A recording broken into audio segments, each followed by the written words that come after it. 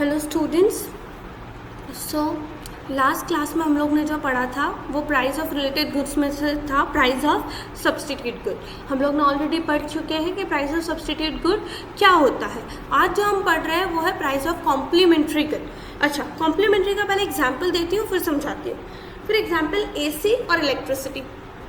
AC और electricity ये दोनों प्रोडक्ट ऐसे हैं जो हैंड टू हैंड चलते हैं। हैंड टू हैंड से कहने का मतलब क्या है कि अगर इलेक्ट्रिसिटी के रेट्स बढ़ गए, आई रिपीट, अगर इलेक्ट्रिसिटी के रेट्स बढ़ गए तो एसी के लिए जो डिमांड है वो अपने आप कम हो जानी है। अगर इलेक्ट्रिसिटी के रेट बढ़ गए तो एसी के लिए जो डिमांड है वो अपने आप कम हो जानी है। तो ये चीज़ है कि भाई उसका जो कॉम्प्लीमेंट्री गुड है उसके प्राइसेस की वजह से जब डिमांड कम होती है या ज़्यादा होती है तो उसे हम बोलते हैं price of complementary good. I hope you will have understood. मतलब दो ऐसी चीज़ें जो एक दूसरे से रिलेटेड हैं, ठीक है। Complementary goods are goods which are consumed together, जो दोनों एक साथ चीज़ें ही कंज्यूम कर सकते हैं, मतलब वो दोनों चीज़ें हम लोग एक साथ कंज्यूम करते हैं, उसे हम बोलते हैं complementary good. One good can not be consumed without other, हम एक गुड को बिना दूसरे गुड के कंज्यूम कर सकते नहीं हैं। In other words there must be consumed jointly to satisfy a want और नीड। मतलब अगर हम चाहते हैं कि दो कंज्यूम करना है तो दोनों को एक साथ कंज्यूम करना पड़ेगा ताकि हम हमारी ज़रूरतें पूरी कर सकें, ठीक है। For example mobile phone and SIM card, जैसे मोबाइल फ़ोन और सिम कार्ड है, ठीक है। अगर सपोज़ करो सिम कार्ड्स के पहले के ज़माने में जब सिम कार्ड्स बहुत महंगे मिलते थे तो मोबाइल फ़ोन्स की इतनी वैल्यू नहीं हुआ करती थी। आज मोबाइल फ़ोन की जो कंपनीज़ वाले हैं, जो नेटवर्किंग वाले हैं, आइडिया वाले, वोडाफोन वाले, ये सब हम लोग को सामने से फ़ोन करते हैं सिम कार्ड के लिए, तो अब मोबाइल फ़ोन की भी उतनी ही डिमांड है, ठीक है। एयर कंडीशनर एंड इलेक्ट्रिसिटी, जैसे मैंने आपको समझाया। Spectacled frame and spectacled glasses, spectacled glasses अगर महंगे हो गए तो आप फ्रेम अपने आप ही नहीं खरीदोगे, समझ में आया, जो है उसी को रिपेयर करके पहनते रहोगे। If the price of complementary good rises then the demand for original goods fall. अगर कॉम्प्लीमेंट्री गुड की प्राइस बढ़ जाती है तो जो उसका कॉम्प्लीमेंट्री गुड है उसकी डिमांड जो है वो कम हो जाएगी। जैसे मैंने कहा कि इलेक्ट्रिसिटी के चार्जेस बढ़ गए तो demand for AC will reduce, electricity के चार्जेस कम हो गए तो demand for AC will expand, समझ में आया। Since these goods are jointly consumed, price rise in even one of this good makes the joint consumption expensive and so the consumer demand lesser of the both. अब आता है expectation about future prices. Future prices की expectation, अगर हमें ऐसा लगता है कि इस गुड की प्राइस फ्यूचर में जाकर बढ़ने वाली है तो अभी उसकी डिमांड बढ़ जाएगी, ठीक है। अगर हमें ऐसा लगता है कि फ्यूचर में इसकी प्राइस कम रहने वाली है या कम होने वाली है तो अभी उसकी डिमांड कम रहेगी, समझ में आया। आप खुद लॉजिक सोचो ना कि अगर आपको पता है कि एक मोबाइल फ़ोन है जो आपने अमेज़ॉन पे देखा है, उसकी प्राइस कुछ 20,000 है, लेकिन कुछ 15 अगस्त आने वाली है या फिर 26 जनवरी आने वाली है या कोई फेस्टिवल आने वाला है जिसकी वजह से वो 20,000 का फ़ोन जो है आपको 16,000 में होगा, तो आप वेट करोगे वो 16,000 के लिए, समझ में आया। इस तरीके से अगर हमें पता है कि किसी चीज़ की प्राइस अचानक बढ़ जाएगी तो आप अभी उसको कंज्यूम कर लोगे। आई hope you understood. An individual expectation about future price of good affects his or her demand for that good. If the consumer expects the price of a good to rise in future, his or her demand for this food increases in the current period and vice versa. फिर आता है size and demographic profile of a population. The size as well as demographic profile of a population impact the total market demand for a good. Demographic profile मतलब आपको आपकी उम्र क्या है, आप कौन से जेंडर, आपका जेंडर क्या है, आप किस एरिया से बिलोंग करते हो, आपका कल्चर किस तरह का है, ये सब हमारा डेमोग्राफिक प्रोफाइल फॉर्म करता है, ठीक है।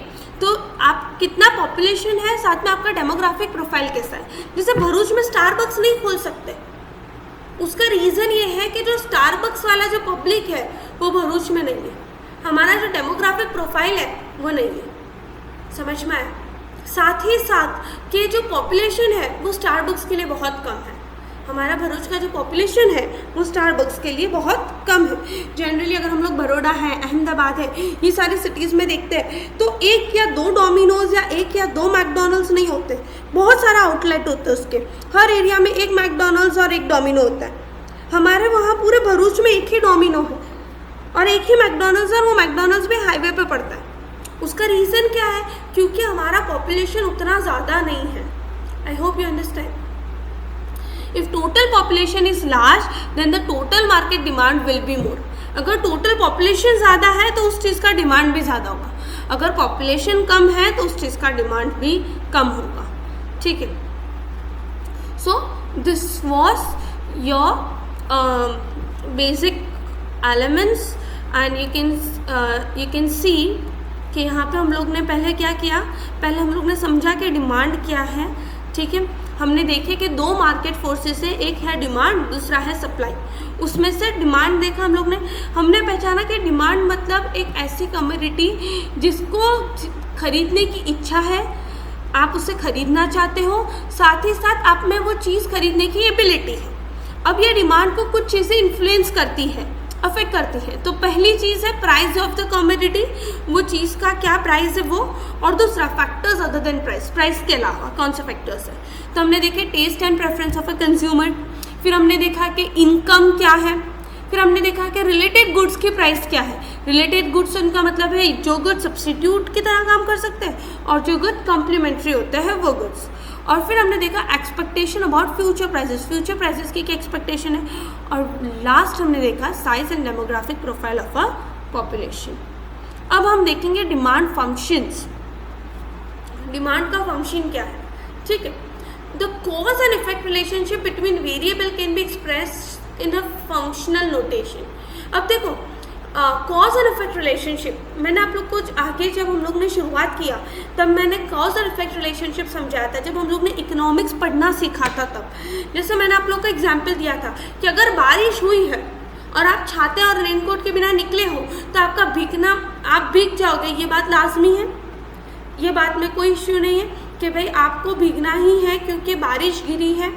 ठीक है, इसी तरह जब डिमांड और प्राइस ये दो चीज़ें हैं उनमें भी कॉज और इफेक्ट रिलेशनशिप है। ठीक है, demand function specifies a functional relationship between demand for a good and determinants of its demand. It represents the demand for a good is dependent on many factors like price of good, taste and preference of a consumer, income of a consumer, price of related good. हाँ, हमने ये देखा ना कि किसी भी इंसान की जो डिमांड है वो बहुत सारी चीज़ों से इन्फ्लुएंस करती है, बहुत सारे फैक्टर्स उसे अफेक्ट करते हैं. Market demand also depends upon the size of population. Demand function can be shown as under. अब यहाँ पे देखो, जैसे डिमांड ऑफ कमोडिटी X, यहाँ पे ये जो है I'll show,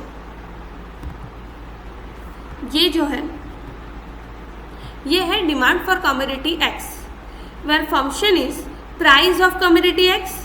this is price of commodity X. Price of commodity Y, that is price of related good. Y मतलब related good. Then expectation regarding future price. Then taste and preference of a consumer. This T stands for taste and preference of a consumer. Y stands for income. Y stands for income. But whose income? Consumer's income. And U stands for other factors. So this shows that demand for commodity X is a function. कैसे function करता है? Price of commodity X, price of related good, that is price of Y, expectation for future price, taste and preference of a consumer, income of a consumer and other factors. ये function, demand function आपको generally 2 marks में पूछा जाता है, तो आपको बिल्कुल इस तरीके से अच्छे से उसको समझाना पड़ेगा. Economics studies the relationship between price and demand for various purposes. In the law of demand, the relationship between price and demand for a good is studied by assuming all other determinants are given. अब हम लोग पढ़ेंगे law of demand. Very important students, law of demand. The price explaining the relationship between price and demand for a good, keeping the effect of all other determinants as constant.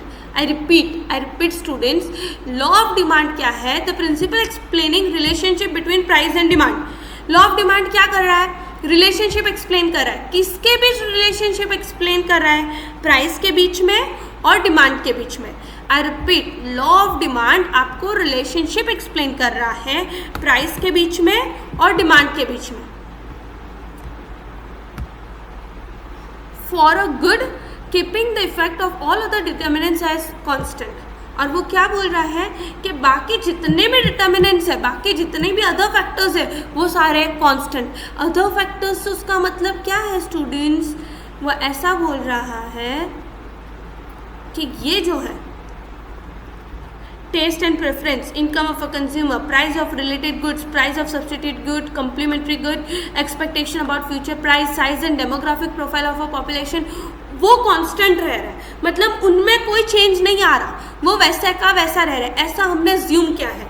I repeat, law of demand क्या कर रहा है? Relationship बता रहा है। किसके बीच में relationship बता रहा है?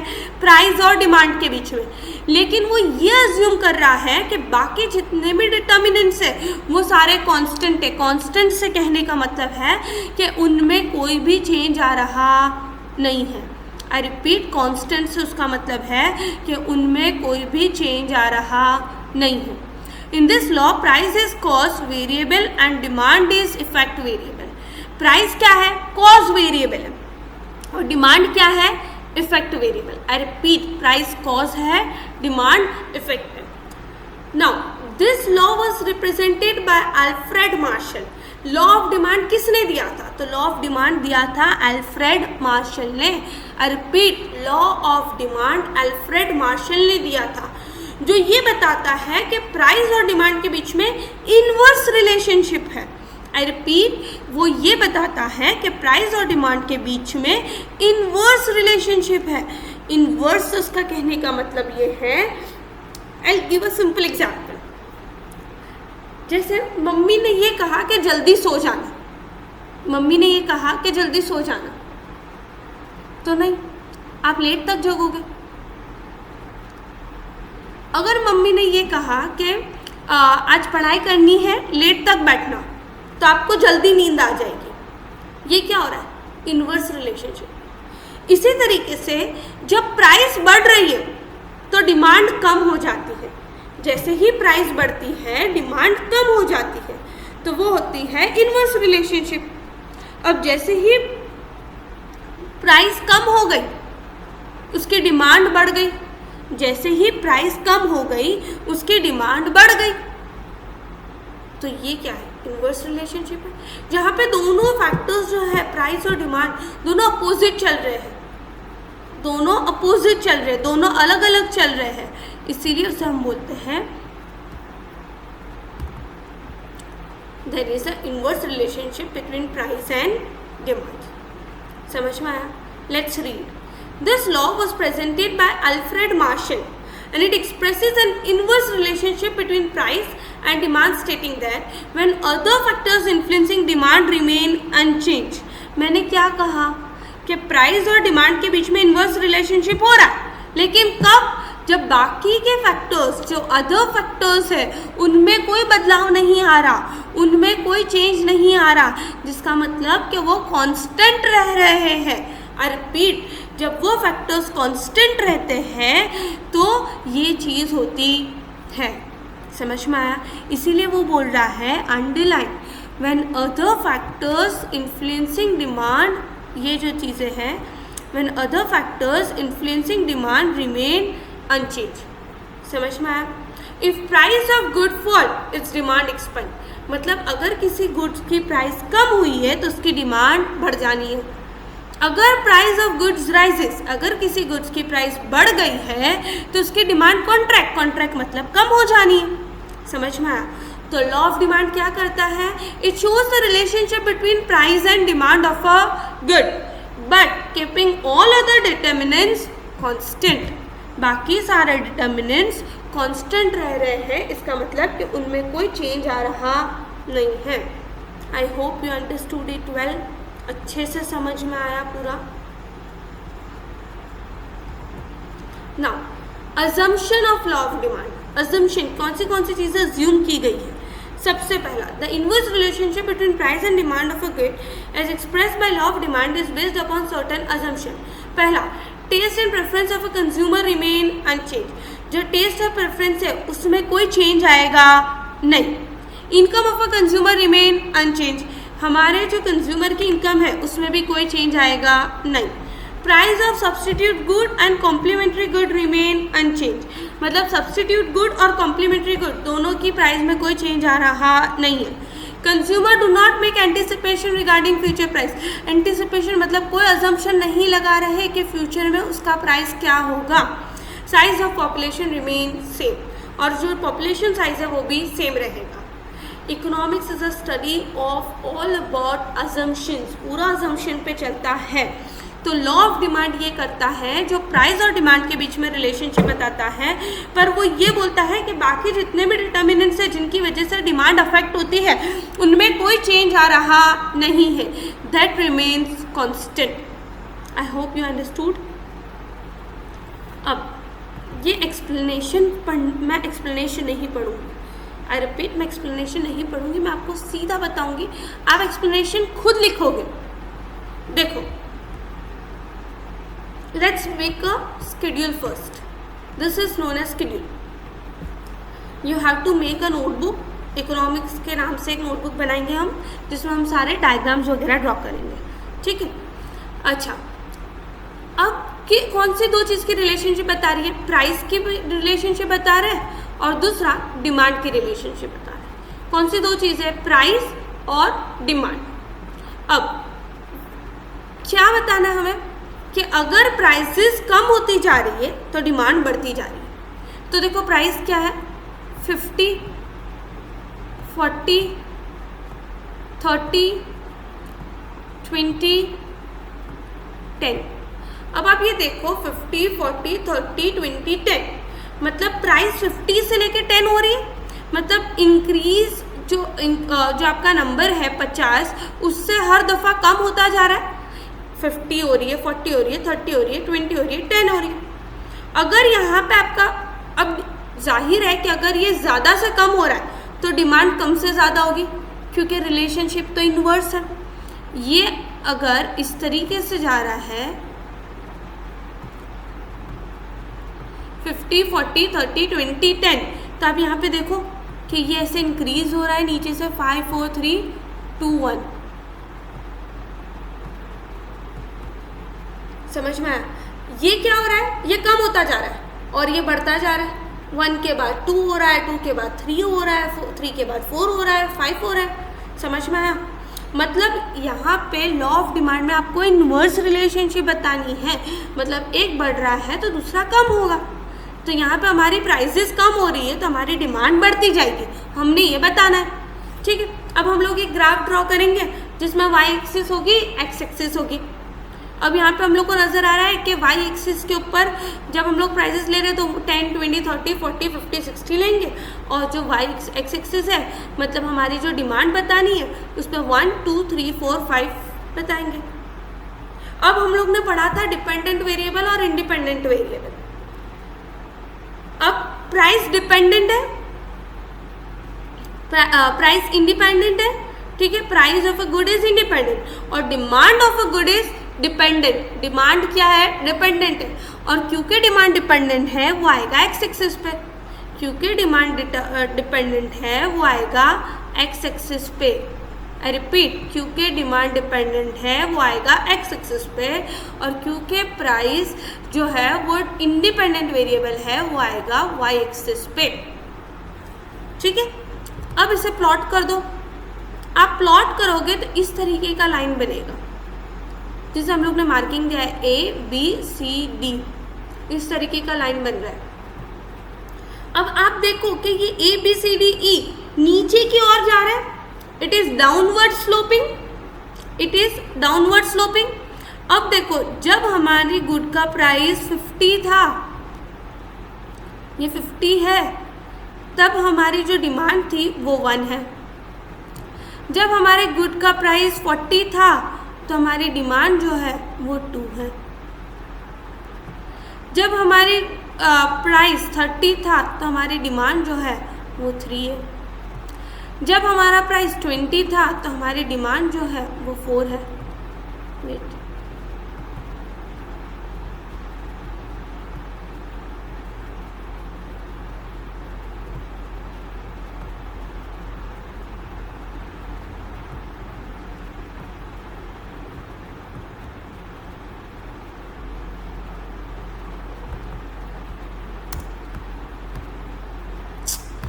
I have to do it again. वापस से करके बता रही हूँ। जब हमारी प्राइस 50 है तो हमारी डिमांड जो है वो 1 है। आपको नज़र आ रहा है कि प्राइस ज़्यादा है तो डिमांड कम है। ये देखो गैप डिमांड का कम है।